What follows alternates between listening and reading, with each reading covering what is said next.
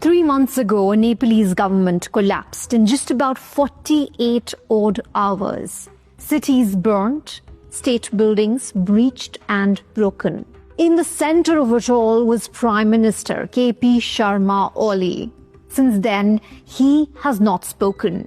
No interviews, no explanations, until now. Breaking his silence, speaking to me from his party office that was burnt down last September. This is a conversation the world has been waiting for.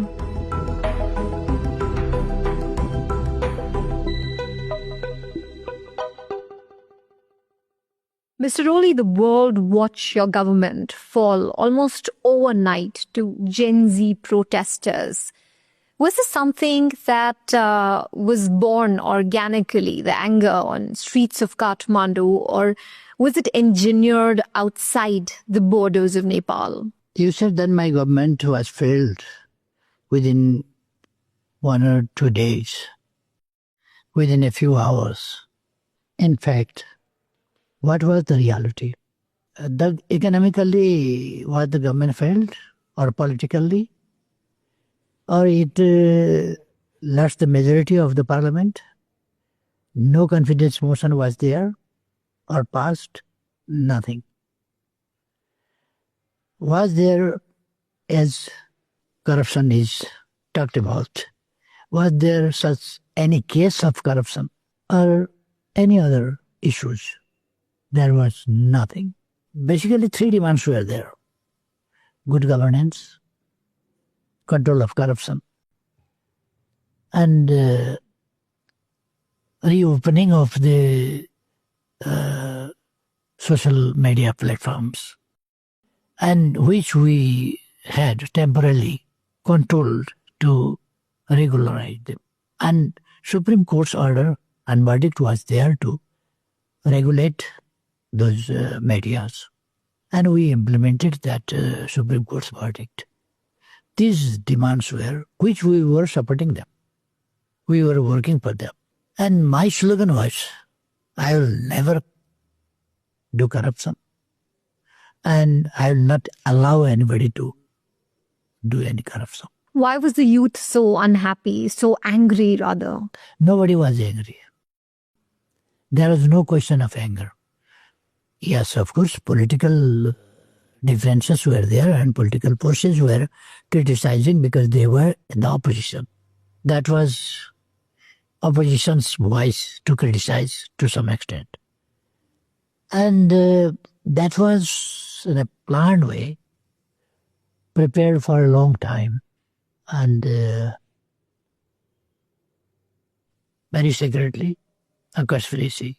In the name of Gen Zs, a protest was organized, as I mentioned before, with those demands: corruption control, good governance, and the reopening of those social media platforms.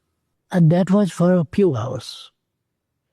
On 8th of September, from 10 to 12 on about, a few thousand students were brought from the school with their uniforms. And in their name, after 2 hours, there were other elements. They joined, and the students were completed their demonstration. They said that our demonstration is successfully completed, and other elements are penetrated here, so we must be back. Other elements like? They were not the Gen Zs, other people, and they were with instruments to break the walls, to cut the iron, etc. too. They were with motorbikes, and there was a group. They were leading the everything. Procession, not only procession, but provoking. And they were trying to create a situation of havoc, chaos, and their target was to destroy, to fire the parliament building. That was not the question of anger. That was not the demand of Genjis. Other elements, they created such a situation that police opened fire and there was casualty, which was a matter of sad.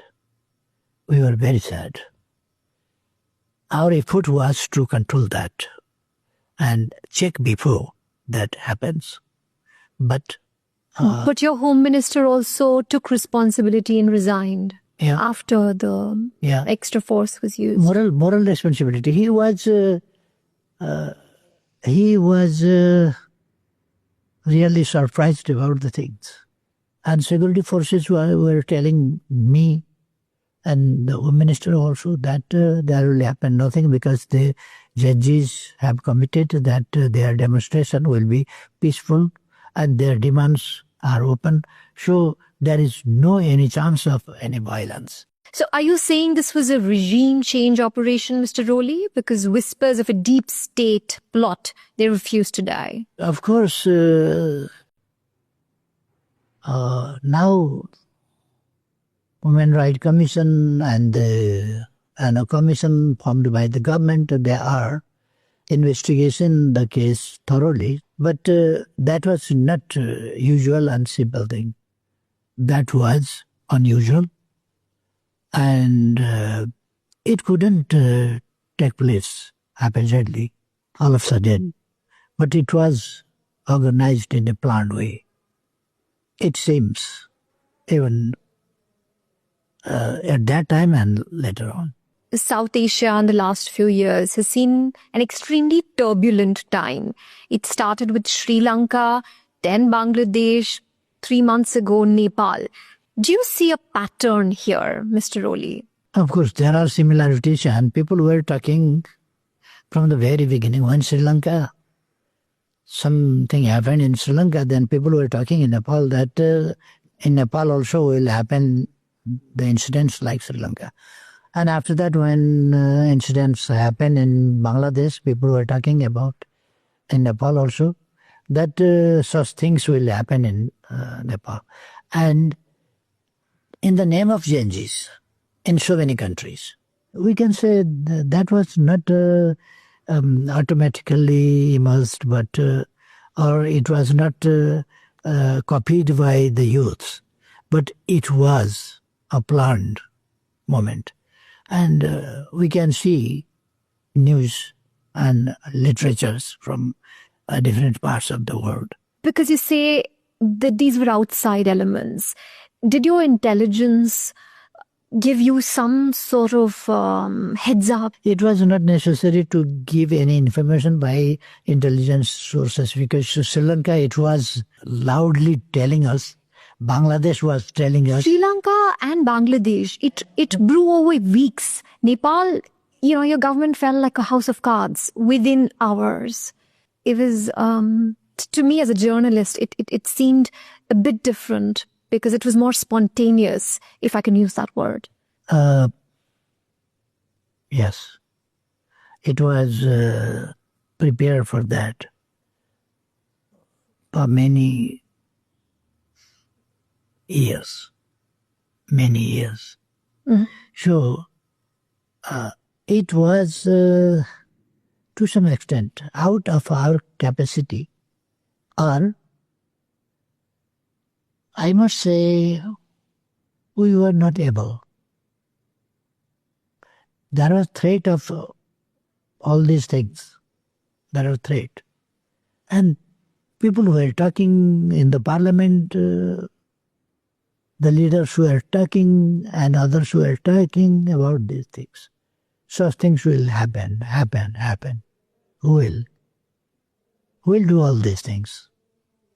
But happen. In Sri Lanka, then Bangladesh, when the protests became violent, we saw that the leaders fled, but not you. Why? I do not work against my nation, my people, and the human beings of the world. These three fundamental things are with whom I am always honest. And there is no reason to fly outside, leaving the country. I never leave the country. I trust my people. Yes, of course. There are some bad elements also who burned the country on 8th and 9th of September. So that day I left my residence and I shifted my place to live another place. Were you scared because your house was attacked, your personal residence, it was set on fire? That is a very strange story. Why that was fired?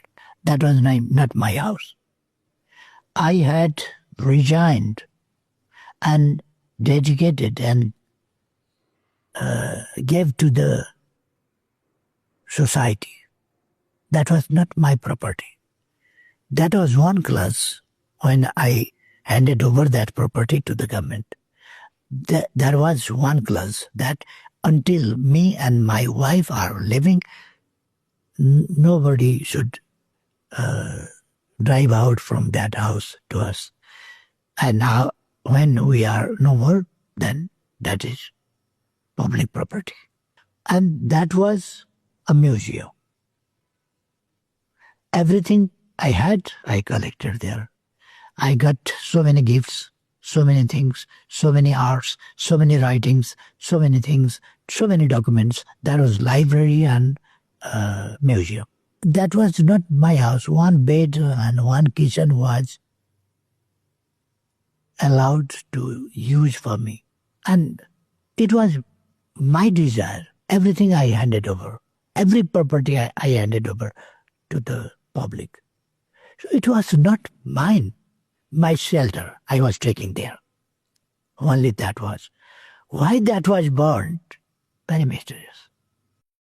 So it was not a question of people's anger.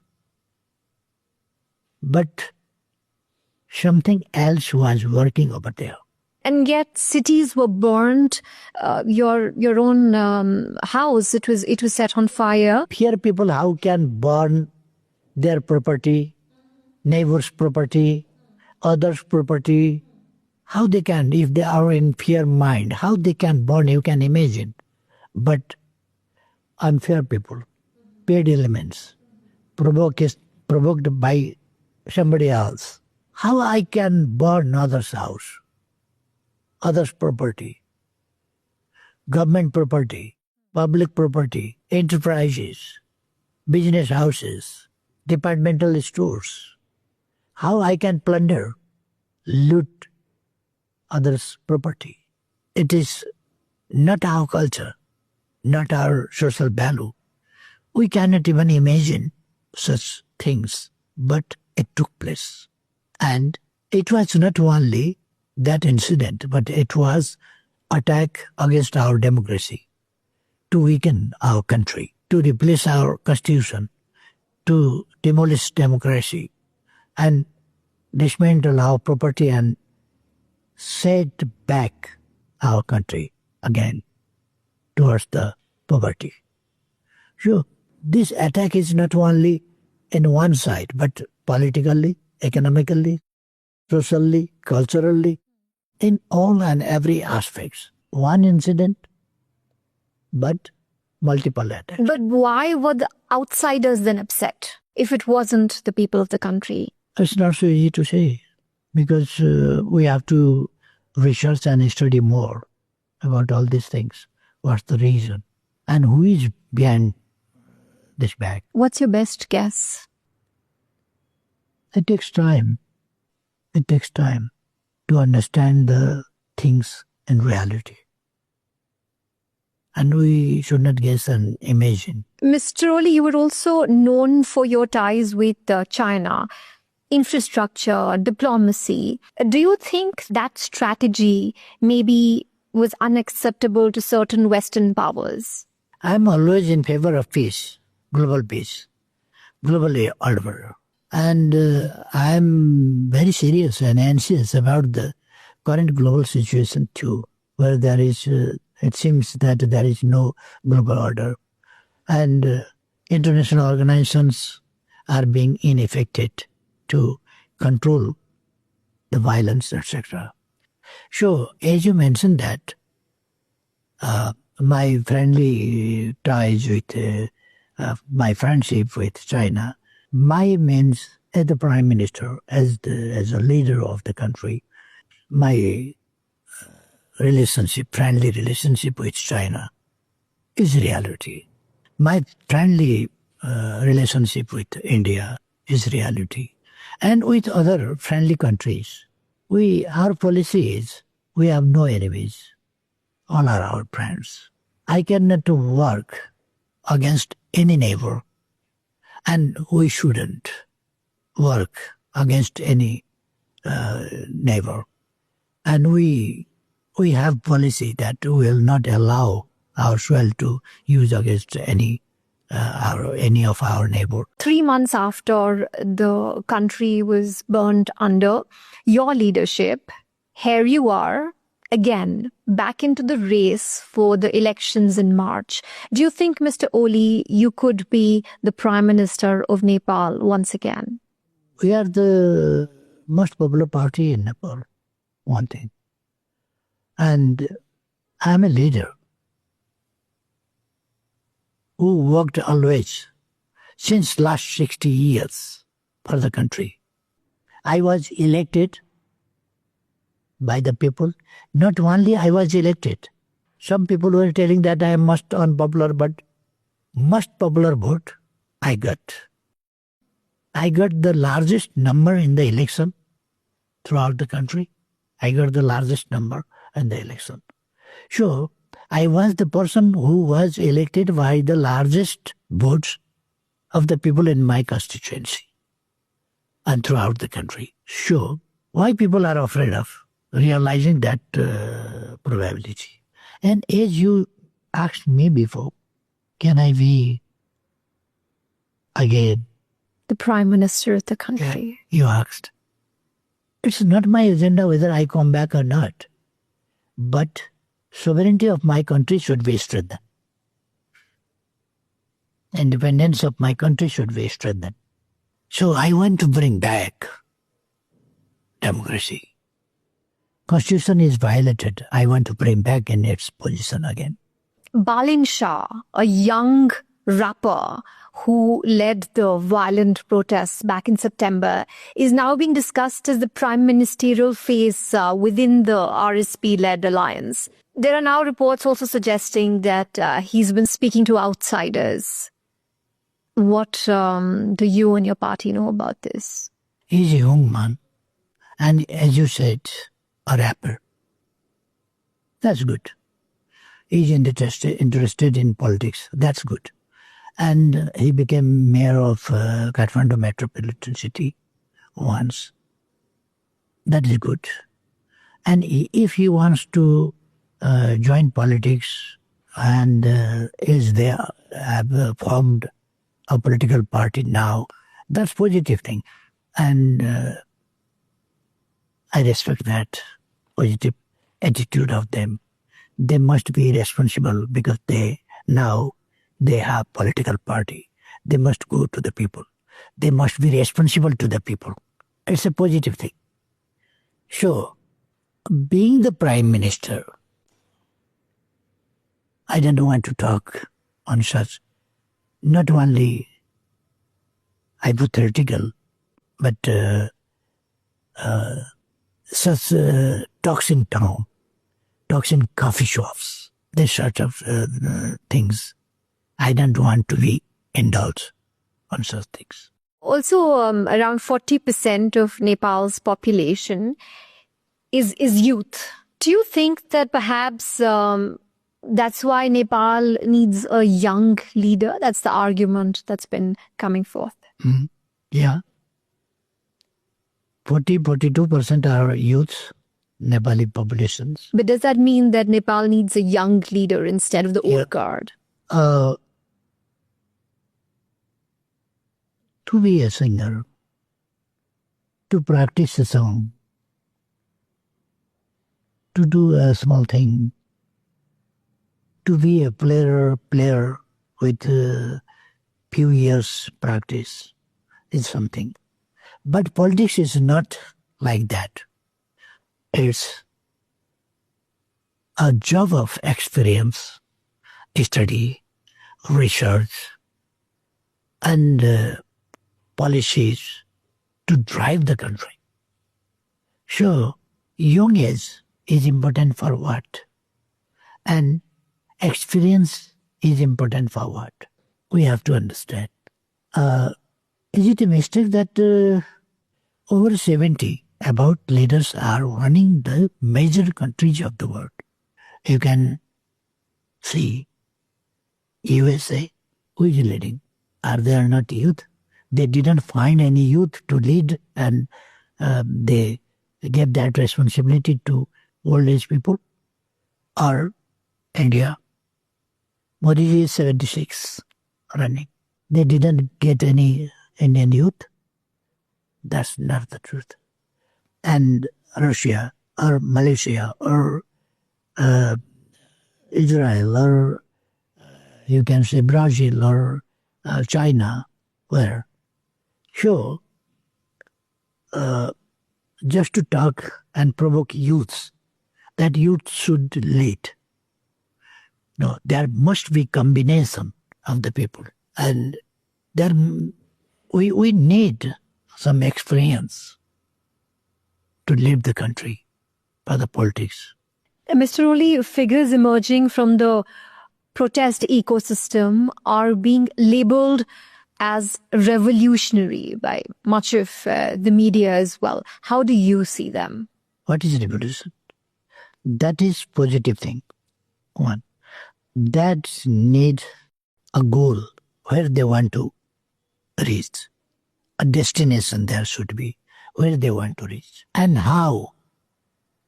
What is the way? What is the method? How they can reach? To create a chaos, destroy the things, destroy national property, and destroy everything, create a terror in society, and bring a feeling of insecurity in everybody. That is not revolution. That's chaos. That's anarchism. That is violence. Violence and revolution are two different things. In Nepal, which happened on the 9th of September, is not revolution because there is no goal. The goal was only to destroy, to create problem. So that was anarchism. That was violence. That was a destruction. And we cannot glorify such incidents like revolution. And people who did that, we cannot glorify such people. Instead of punishing them, cannot glorify as revolutionaries.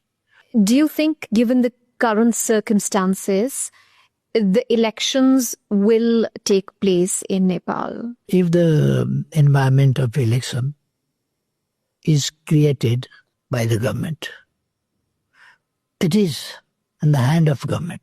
If government gives off the prejudice and politics of revenge towards democracy, democratic parties, political parties and politics, and if it accepts all these things and political parties and policy of negation, if it gives up, then election can take place. If government destroys the situation, election cannot take place. Until now, the situation is not favorable for the election, holding election. It is not favorable. Why do you say that? So many weapons are outside. They were looted by the police. So many criminals were outside breaking the prisons. And some hooligan elements are threatening judges, officials, others. They say that, your house is not bought yet. We'll do that. And people are afraid of because they have seen unchecked they bought. So this situation should be changed. And there must be reliable, peaceful situation where the voters can go fearlessly to vote. For the voting, they must go. And at the atmosphere of, at the environment of fear. Who are these people? I don't want to name, but they are doing so, some small groups. And Are these also outsiders? backing maybe, I don't know. But why government is afraid of with those people? Why they are not controlled, I don't know. But they are not controlled. They are creating a situation of fear and terror, even now. And in such a situation, the situation is not favorable for the election. Mr. KP Sharma Oli, thank you very much for speaking to us. Thank you very much for coming here and taking this interview with me.